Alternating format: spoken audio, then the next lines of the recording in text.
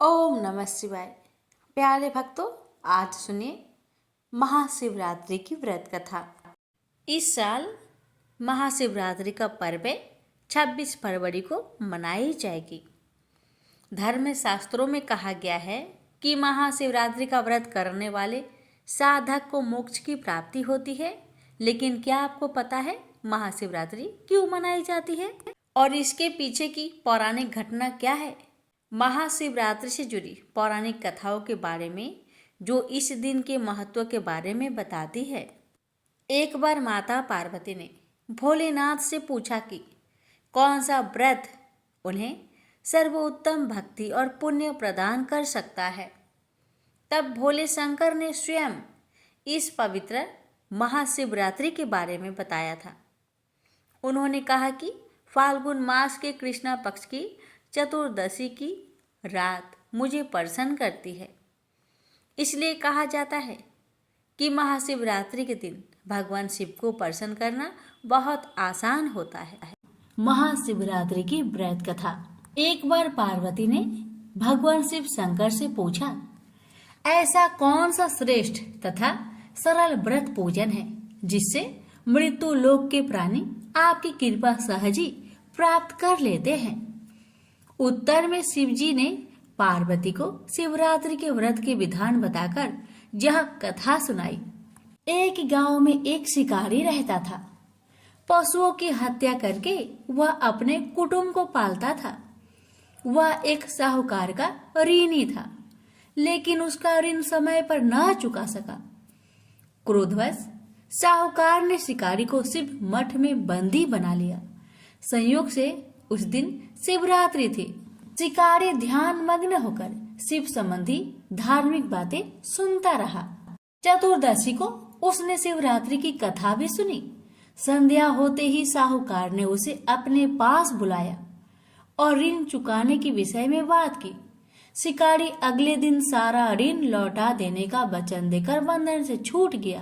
अपने दिनचर्या के भांति वह जंगल में शिकार के लिए निकला, लेकिन दिन भर बंदी गृह में रहने के कारण भूख प्यास से व्याकुल था। शिकार करने के लिए वह एक तालाब के किनारे बेल वृक्ष पर पड़ाव बनाने लगा। बेल वृक्ष के नीचे शिवलिंग था जो बेल पत्रों से ढका हुआ था। शिकारी को उसका पता न चला। पड़ाव बनाते समय उसने जो टहनियां तोड़ी वो संयोग से शिवलिंग पर जा गिरी। इस प्रकार दिन भर भूखे प्यासे शिकारी का व्रत भी हो गया और शिवलिंग पर बेलपत्र भी चढ़ गए। एक पहर रात्रि बीत जाने पर एक गर्भिणी मृग तालाब पर पानी पीने पहुंची। शिकारी ने धनुष पर तीर चढ़ाकर जयो ही प्रयंचा खींची। मृगी बोली, मैं गर्भिणी हूँ, शीघ्र ही प्रसव करूंगी। तुम एक साथ 2 जीवों की हत्या करोगे, जो ठीक नहीं है। मैं अपने बच्चों को जन्म देकर शीघ्र ही तुम्हारे सामने प्रस्तुत हो जाऊंगी, तब तुम मुझे मार लेना। शिकारी ने प्रयंचा ढीली कर दी और मृगी झाड़ियों में लुप्त हो गई। कुछ ही देर बाद एक और मृगी उधर से निकली। शिकारी की प्रसन्नता का ठिकाना न रहा। समीप आने पर उसने धनुष पर बाण चढ़ाया। तब उसे देख मृगी ने विनम्रता पूर्वक निवेदन किया, हे पार्थी, मैं थोड़ी देर पहले ही ऋतु से निवृत्त हुई हूँ, कामातुर वीरहीनी हूँ, अपने प्रिय की खोज में भटक रही हूँ।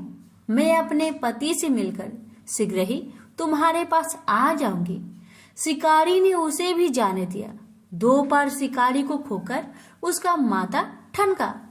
वह चिंता में पड़ गया। रात्रि का आखिरी पहर बीत रहा था। तभी एक अन्य मृगी अपने बच्चों के साथ उधर से निकली। शिकारी के लिए यह स्वर्णिम अवसर था। उसने धनुष पर तीर चढ़ाने में देर न लगाई। वह तीर छोड़ने ही वाला था कि मृगी बोली, हे पार्थी, मैं इन बच्चों को पिता के हवाले करके लौट आऊंगी। इस समय मुझे मत मार। शिकारी हंसा और बोला, सामने आए शिकारी को छोड़ दो, मैं ऐसा मूर्ख नहीं। इससे पहले मैं 2 बार अपना शिकार खो चुका हूँ। मेरे बच्चे भूख प्यास से तड़प रहे होंगे। उत्तर में मृगी ने फिर कहा, जैसे तुम्हें अपने बच्चों की ममता सता रही है, ठीक वैसे ही मुझे भी। इसलिए सिर्फ बच्चों के नाम पर मैं थोड़ी देर के लिए जीवन दान मांग रही हूँ। हे पार्थी, मेरा विश्वास कर, मैं इन्हें इनके पिता के पास छोड़कर तुरंत लौटने की प्रतिज्ञा करती हूँ। मृगी का दीन स्वर सुनकर शिकारी को उस पर दया आ गई। उसने उस मृगी को भी जाने दिया। शिकार के अभाव में बेल वृक्ष पर बैठा शिकारी बेल पत्र तोड़ तोड़कर नीचे फेंकते जा रहा था। पाँव फटने को हुई तो एक हष्ट पुष्ट मृग उसी रास्ते पर आया। शिकारी ने सोच लिया कि इसका शिकार वह अवश्य करेगा। शिकारी ने तनी प्रयंचा देखकर मृग बिंदित स्वर में बोला, हे पारधी भाई, यदि तुमने मुझसे पूर्व आने वाली 3 मृगियों तथा छोटे छोटे बच्चों को मार डाला है तो मुझे भी मारने में विलंब ना करो, ताकि उनके वियोग में मुझे एक क्षण भी दुख सहना ना पड़े। मैं उन मृगियों का पति हूँ। यदि तुमने उन्हें जीवन दान दिया है तो मुझे भी कुछ क्षण जीवन दान देने की कृपा करो। मैं उनसे मिलकर तुम्हारे सामने उपस्थित हो जाऊंगा। मृग की बात सुनते ही शिकारी के सामने पूरी रात की घटना चक्र घूम गया। उसने सारी कथा मृग को सुना दी। अब मृग ने कहा, मेरी 3 पत्नियां जिस प्रकार प्रतिज्ञाबद्ध होकर गई हैं, मेरी मृत्यु से अपने धर्म का पालन नहीं कर पाएगी। अतः जैसे तुमने उन्हें विश्वास पात्र मानकर छोड़ा है, वैसे ही मुझे भी जाने दो। मैं उन सबके साथ तुम्हारे सामने शीघ्र ही उपस्थित होता हूँ। उपवास, रात्रि जागरण तथा शिवलिंग पर बेल पत्र चढ़ने से शिकारी का हिंसक हृदय कोमल हो गया था। उसमें भगवत शक्ति का वास हो गया था।